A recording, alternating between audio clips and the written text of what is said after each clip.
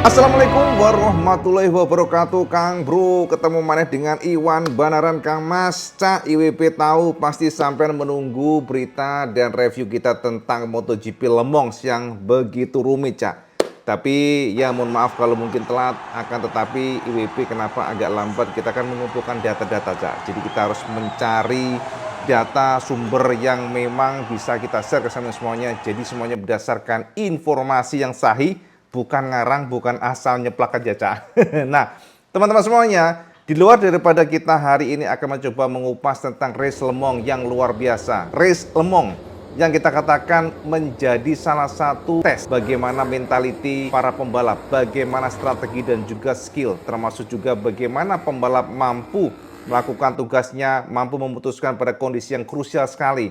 Dan ternyata, Cak, kita harus akui bahwa Zarco adalah pembalap yang luar biasa, walaupun tentu ini juga ada hubungannya dengan bagaimana strategi Zarco yang hanya masuk ke pit satu kali saja, dan dia percaya diri bahwa memang Le Mans adalah salah satu sirkuit yang sangat besar potensinya hujan. Teman-teman sendiri kan Le Mans atau Perancis adalah sirkuit yang sangat dikenali oleh Zarco yang sebagai orang Perancis. Makanya teman-teman semuanya, kemarin di luar daripada memang pace-nya yang sangat kencang, sekali lagi IWB nggak mengatakan gara-gara hanya strateginya benar, dia satu kali masuk pit, akan tetapi memang race pace dari Zarco super fast. Itu yang bisa kita tekankan, dan juga teman-teman semuanya kita harus berikan acungan jempol buat Marc Marquez. Sekali lagi bisa kita tekankan di sini, Cak.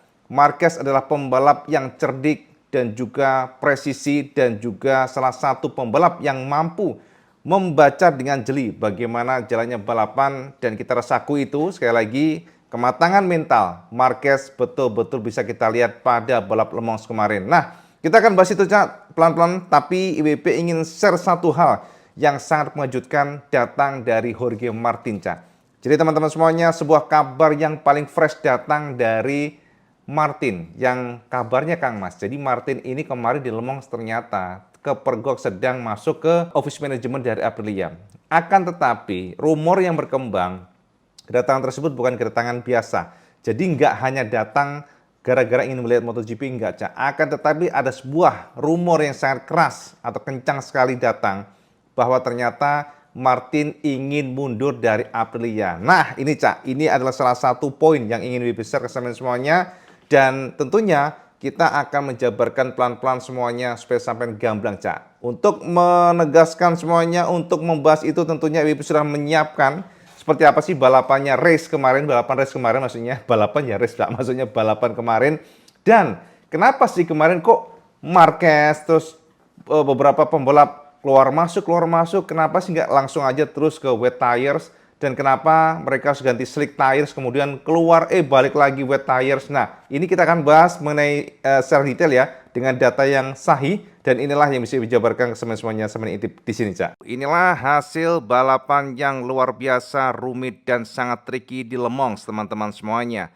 Di sini bisa kita perhatikan bagaimana Johann Zarco yang mampu mengalahkan Ducati, dan dengan kemenangan Zarco sekali lagi ini adalah sebuah prestasi yang luar biasa, mengingat dengan kemenangan Zarco maka akhirnya Honda mampu menyetop dominasi Ducati yang seharusnya bisa memecahkan rekor 23 kali kemenangan, karena 22 kali kemenangan berurutan sudah dipecahkan oleh Ducati, yang mana secara gelar maka Honda dijabanin jadi equal, Cak. Bahasanya memang seri bahasanya, Cak, karena 22 kali kemenangan tanpa terhentikan sama sekali. Dan jika Le Mans kemarin juara, maka akhirnya prestasi Honda di MotoGP ataupun GP500 betul-betul terpecahkan oleh Ducati. Akan tetapi berkat Zarco, Cak, akhirnya secara prestasi, secara record, maka Ducati dan Honda equal atau sama, Cak, seri. Jadi ini memang luar biasa, pastinya Honda sangat happy dengan Zarco. Nah teman-teman semuanya,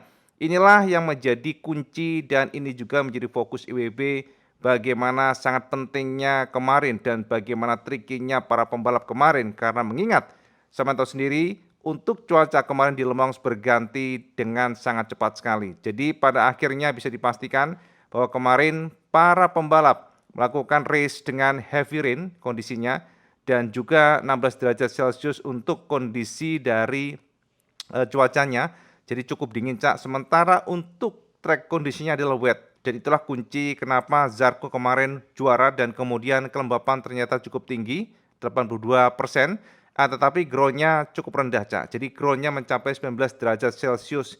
Inilah kunci sekali lagi di mana akhirnya ban slick pun menyerah, Cak. Karena kenapa? Kita akan terangkan, IWB akan terangkan nanti bahwa kenapa pembalap kemarin akhirnya menyerah menggunakan ban slick yang notabene di awal mereka cukup pede bahwa aspalnya bakal kering, akan tetapi faktanya ternyata setelah melakukan putaran selama 1-2 kali akhirnya para pembalap kembali masuk ke pit dan berganti kembali ke ban wet. Jadi teman-teman semuanya kita akan terangkan nanti dan akhirnya secara meyakinkan Zarko menjadi kampiun di Le Mans. Ini adalah sebuah raihan luar biasa karena Zarko akhirnya menjadi pembalap kandang yang juara di Prancis. Setelah 71 tahun lamanya baru Zarko lah yang mampu menorehkan prestasi ini. Jadi Zarko sangat happy, bahkan bapaknya Kang Mas dan ibunya sampai histeris Kang Mas. Jadi kita berikan acungan jempol buat Zarko. Dan apakah Zarko memang beruntung? Kita akan bahas nanti sebab kita akan memiliki data, pastinya kita akan bongkar buat semuanya. Nah teman-teman semuanya, kedua adalah Marc Marquez yang secara brilian betul-betul mampu memanage semuanya. Jadi Marquez memang jika kita perhatikan sangat paham. Resikonya tinggi sekali mengingat apalagi teman-teman semuanya. Alex Marquez crash 2 kali dan juga Pecco juga delosor Kang Mas. Dan ini membuat Marquez akhirnya realistis, Marquez nggak mau ngoyo. Marquez mengatakan bahwa ini adalah sebuah raihan yang sudah sangat cukup ya menurut dia. Karena memang secara pace Zarko luar biasa, Marc Marquez memuji Zarko. Jadi untuk kecepatan Zarko faster dibandingkan dengan Marquez, jadi lebih cepat Cak. Itu kata Marquez dan Marquez secara meyakinkan finish kedua dengan gap yang sangat-sangat lebar. Setiap lapnya Zarko mampu melebarkan gap hingga 1 detik. Dan itu membuat Marquez finish terpaut 19,9 detik dibandingkan dengan Zarko. Ini adalah sebuah rekor luar biasa dari Johan Zarco. Nah teman-teman, ketiga adalah Firmin Adeguer yang juga very fast. Firmin Adeguer menunjukkan kualitasnya, kekuatannya, skillnya, dan teman-teman itu nggak mudah Kang Mas. Karena sama tahu sendiri bahwa Firmin adalah rookie. Dan ini baru pertama dia memiliki pengalaman di atas mesin MotoGP. Salah satu kelebihan Firmin dan juga sedikit keberuntungan karena secara strategi Firmin Adeguer dan Gresini Team pastinya ya, mereka tepat sekali menggunakan ban belakang tipe soft, sementara Pedro Acosta memilih tipe wet medium. Dan itu membuat Acosta tidak mampu berbuat apapun. Acosta secara pace lebih lambat dibandingkan dengan Firmin karena ternyata memang kemarin secara suhu drop. Itu pastinya Cak. Jadi suhu ini membuat segalanya sulit. Acosta harus menyerah dengan posisi 4 atau 13 poin.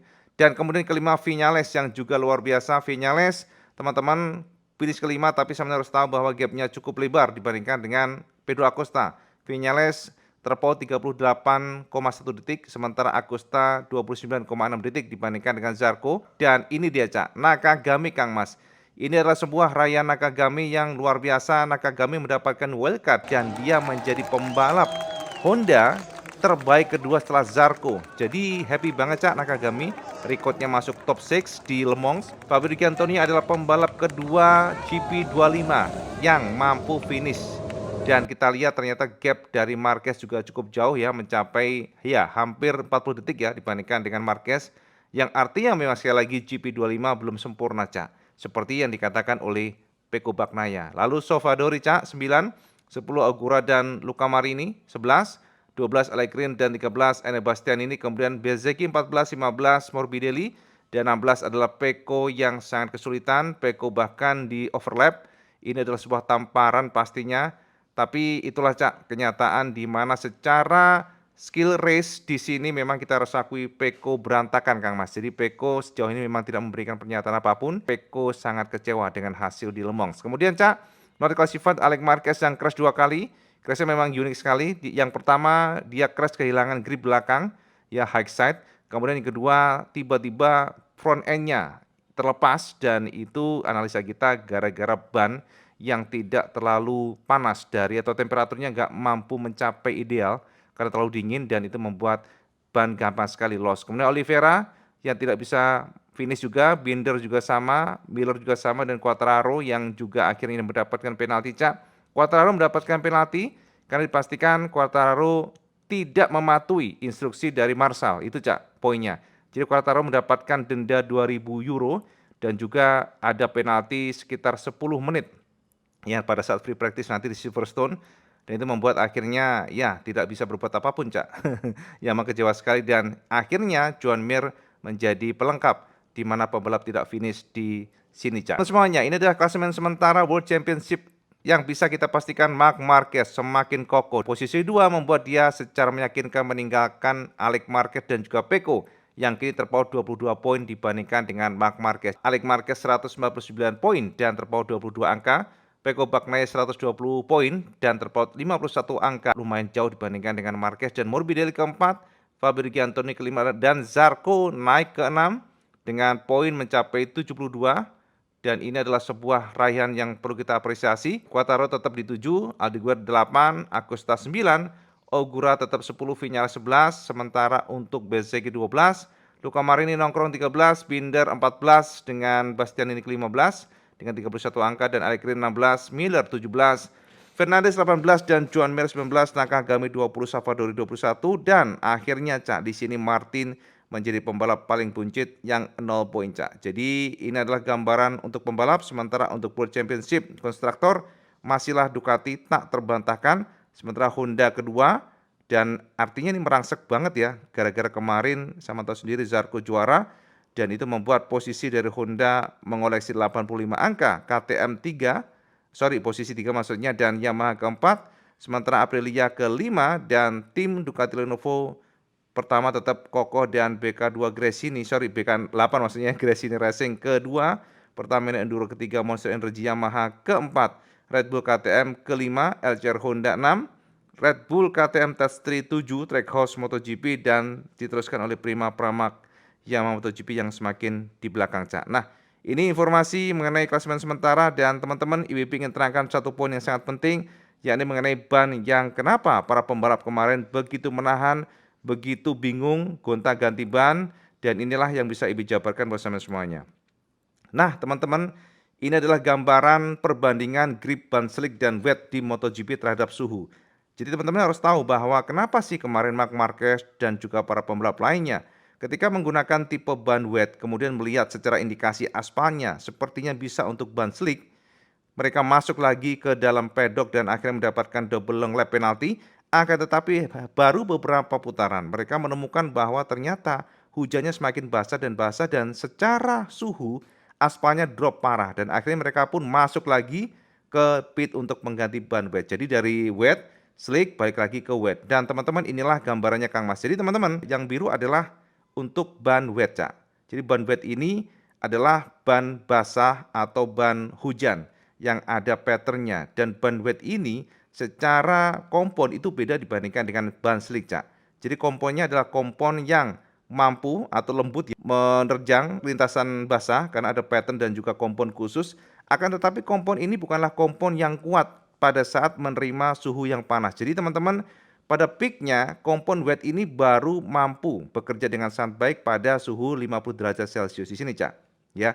Jadi kalau saya memperhatikan ya, ini adalah informasi grip, kekuatan gripnya. Jadi grip peaknya untuk kompon wet yang digunakan atau ban wet tire yang digunakan para pembalap kemarin adalah ini, Cak. Jadi pada saat suhu mencapai 50 derajat Celcius, maka ini banyak ya, bukan suhu dari aspal ya, beda ya.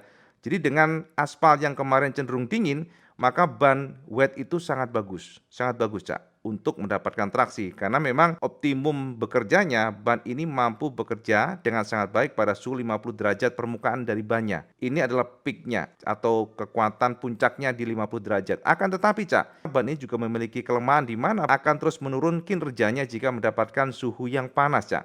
Jadi ketika ban wet yang digunakan para pembalap kemarin, jika aspal mengering, pelan-pelan mengering, maka ini juga berbahaya. Sebab kenapa? Aspal ini bakal seperti meleleh. Jadi akan licin sekali ketika ban wet mendapatkan suhu 60 derajat dia sudah mulai menurun. Sementara 80 derajat makin menurun, jadi gripnya semakin lemah. Dan ketika mendapatkan suhu 100 derajat Celcius di permukaannya, maka ban itu sama sekali tanpa grip. Ini lihat nih, rata. Jadi inilah yang membuat kemarin para pembalap akhirnya puyeng ya. Akhirnya puyengnya gini, Cak, karena ketika menggunakan ban slick, ternyata suhu di aspal kemarin semakin deres dan itu drop suhunya. Sementara slick, Cak, Ban slick ini tidak akan bekerja dengan baik pada suhu 50, 60 itu nggak bekerja dengan baik. Jadi licin Kang Mas, sangat mudah lost traction. Sementara ketika suhu sudah mencapai permukaannya di atas 110, ya ini peaknya ya, di atas 100 derajat Celcius, dengan peaknya di 110 derajat Celcius ini justru optimal untuk traksinya. Nah, itulah kenapa Cak kemarin ban slick rata-rata yang menggunakan ban slick pada saat kondisi semakin deras, maka mereka kebingungan sebab sekali lagi dengan kondisi yang dingin, taruhlah ya di sini Cak ya optimalnya 50 derajat. Ini gripnya sangat lemah hanya 0,4. Lihat nih ya. Jadi ini perkiraan grip dari 0 sampai 1 nih. Jadi sangat lemah dibandingkan dengan ban wet. Jadi kalau kita komparasikan ini udah kayak licin di atas oli nih Cak, menggunakan ban slick. Akan tetapi ketika sudah nanjak, mengering aspalnya, maka ban slick lah yang kuat. Sementara ban wet itu akan lemah dan semakin lemah bahkan tanpa traksi sama sekali, saking licinnya. Ini adalah gambaran ke semuanya betapa trikinya kemarin karena pembalap harus bisa membaca perkiraan cuaca, harus bisa membaca permukaan aspal yang sangat-sangat tricky, sekali lagi sangat rumit sebab hujan, kemudian kering lagi, hujan, kering lagi. Jadi itulah kenapa pada akhirnya karena kondisi semakin basah dan basah, Marquez dan semua pembalap lainnya pun akhirnya masuk ke pit untuk mengganti ban wet lagi. Karena kenapa? Ternyata suhu aspal 19 derajat Celcius dan ternyata pula dipastikan bahwa permukaan ban tidak mampu untuk naik hingga di atas 80 derajat Celcius, bahkan rentang range permukaan ban kemarin bekerja di 40 hingga 60 derajat Celcius dan itu cocok dengan menggunakan ban wet, tapi tidak cocok untuk slick tires yang akhirnya bisa kita katakan inilah kesimpulan balapan kemarin bahwa ternyata strategi dan juga kecerdasan para pembalap termasuk feeling menentukan kemarin Cak. Itu Cak gambaran bersama semuanya bagaimana trikinya Le Mans race kemarin antara ban slick melawan ban wet di MotoGP. Kira-kira demikian Kang Mas. Nah, jadi ngono Kang Mas ya, Ibu sudah jabarkan sama semuanya alasannya. Jadi memang kalau kita ngomongin tentang balap MotoGP itu adalah sebuah balapan yang sangat tricky, Cak. Satu jengkal kesalahan itu sangat krusial. Mata sendiri bagaimana ban yang kita pikir, aduh, udahlah ban kan wet-wet aja gitu. Dan kemudian ada juga yang ngomong selik-selik aja, kenapa sih harus keluar masuk. Itulah kenapa Cak alasan yang bisa Ibu beberkan ke semuanya bahwa ternyata ban wet itu memang sangat gampang hancur.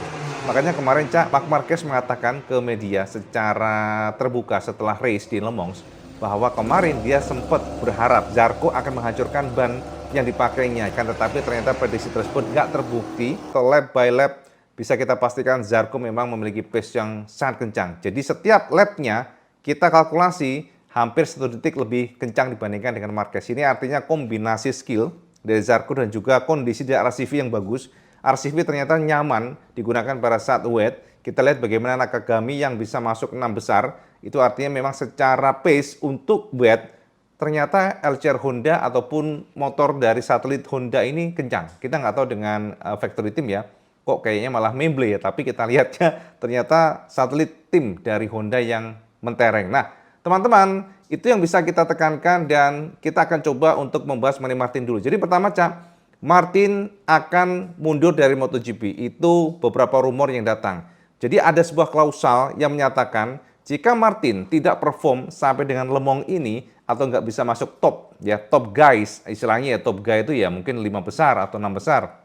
Maka ada klausal yang mengatakan bahwa Martin boleh mundur dari Aprilia per tahun depan. Jadi 2025 akan menjadi tahun terakhir Martin jika memang menggunakan klausul tersebut. Akan tetapi Aprilia nggak terima Cak, karena kabarnya Aprilia melihat bahwa tidak performanya Martin atau tidak dapat poinnya Martin gara-gara cedera, bukan gara-gara motornya. Itulah kenapa ada rumor request dari Martin untuk mundur dari Aprilia dan mencoba untuk pindah tim tahun depan ini ditolak oleh Aprilia dan rumornya Aprilia sedang mengkaji untuk membawa hal ini ke hukum jika memang Martin ngotot Cak. Jadi itu yang kabar yang kita bisa share ke semuanya.